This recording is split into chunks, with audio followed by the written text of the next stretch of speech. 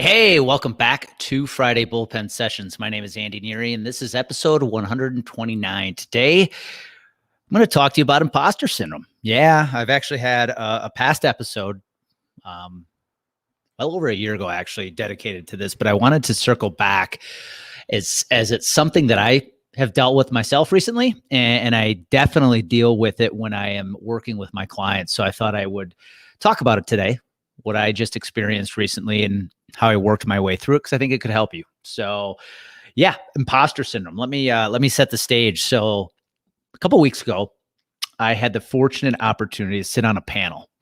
I've been working with a great organization about you outreach. It's a fascinating program that helps New York City football players who often don't get a lot of attention from the big schools, the recruiters at the big schools, just because, the schools down south, the SEC schools, the ACC schools often aren't coming up into the New York City boroughs to check these kids out. A lot of good talent, but they're just not getting the chance to be seen. And so Patrick Godfrey is somebody that I've connected with. He does a lot of work through About You outreach to help these kids get that exposure that they deserve. And so I've had Patrick on this podcast before, but anyways, he flipped the coin on me, flipped the script, and had me sit on a panel that we had a couple weeks ago, where we had probably 150 young athletes from around the country listening in to this panelist of three, myself included, talk about all of our experiences as pro athletes, the mindset it took to get there, some of maybe the weaknesses we had as pro athletes, more from a mental than a physical perspective, and just our opportunity to give these young kids some advice and make a big impact on them. But I have to admit, here's where the imposter syndrome comes in from me. So here I am on this panel, and it's myself and two other gentlemen. Now, these two are former NFL football players, Coy Wire and Eric Jackson, are former defensive backs in the NFL. They actually spent quite a while playing in the NFL. We're talking somewhere between 5 to 10 years. And they had a lot of success. Coy spent some time with the Bills, the 49ers, a few other teams. Eric Jackson spent a good chunk of his career with the New York Jets. So, and here I am, the guy that played a couple years in minor league baseball, right? And when I saw who I was going to be sitting on this panel with, I have to admit, imposter syndrome set in. That thought of, why am I on this panel? In fact, I should probably be in the crowd, the audience, listening to these two guys versus joining them on a panel. And it was so interesting because as we started fielding questions from Patrick, who was the moderator of the panel, and then from the kids, Patrick asked a question that really impacted me in a way that I didn't think it would until actually the panel was over. We had finished and hung up for the night. And the question was this: if you had a chance to go back to and talk to the younger version of you, that young athlete that was playing pro baseball in the Milwaukee Brewers organization, what would you say to yourself? And the answer I gave him was, don't fear failure. And I definitely I definitely feared failure back when I was 21 years old. But when the panel was done, I thought about that question and I realized, holy cow, actually the advice I'd give that younger athlete, the 21-year-old version of Andy Neary, was the same emotions I went through that night, the imposter syndrome.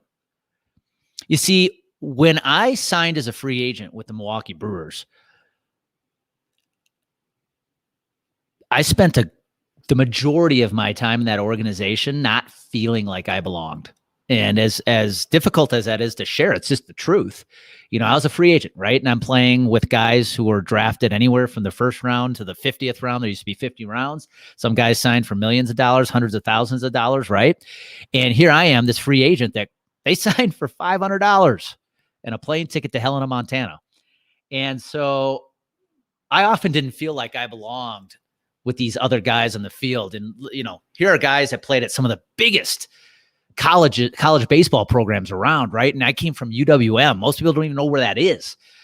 And so I'll tell you, for 2 years, I spent far too much time not feeling like I belonged. And for a while, my performance was really good. My stats were really good. until that mindset really took over. And I let that mindset, unfortunately, take over. And it started impacting my statistics as a professional baseball player, as a pitcher in the Milwaukee Brewers organization. And I thought about that imposter syndrome of not feeling like you belong. I mean, it's hit me in other areas of my career. That was just the baseball side, right? Well, when I got into insurance, especially when I started having success later on in my career here, I had multiple bouts of imposter syndrome. I can remember joining a mastermind that included advisors who had thriving insurance agencies. And here I am. I'm like, who am I to be part of this group? Yeah, I was invited. That's awesome. I feel blessed. But do I really belong here? I'm not so sure. And then when I really started to go all in on my public speaking career, same thing. Here I am on stages that I didn't think I'd be on. And I'm going, do I really belong to be on this stage? Am I the right person for this? The right person they should be listening to? And even up to today now, here I've got a successful coaching business, and there's days the imposter syndrome still sets in because it's easy to compare yourself to other coaches out there who have really successful businesses and have fascinating stories and fascinating histories. Yet here I was on this panel, right, with Eric Jackson and Coy Wire, who have fascinating stories. Some of them childhood struggles that they overcome to become these unbelievable football players. Coy played college football at Stanford, Eric at Washington State. They go on to NFL careers, and I am now sitting on the same panel with them.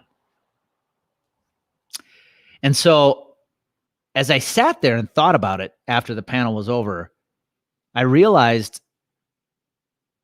that, when I think about it and I think about all the questions we were asked that night, I do belong on that panel, because though I didn't make it all the way to Major League Baseball, all the way to the major league level, and Coy and Eric, they played at the NFL level, we all went through the same struggles.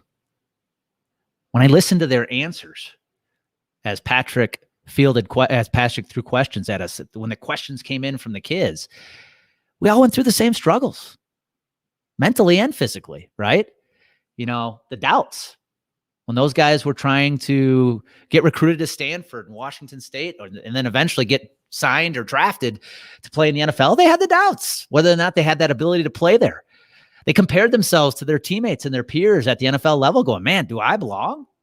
And I realized that, even though I'm sitting here in this moment having my own imposter syndrome next to these two guys had their own feelings of imposter syndrome when they got to the NFL, when they up-leveled their surroundings.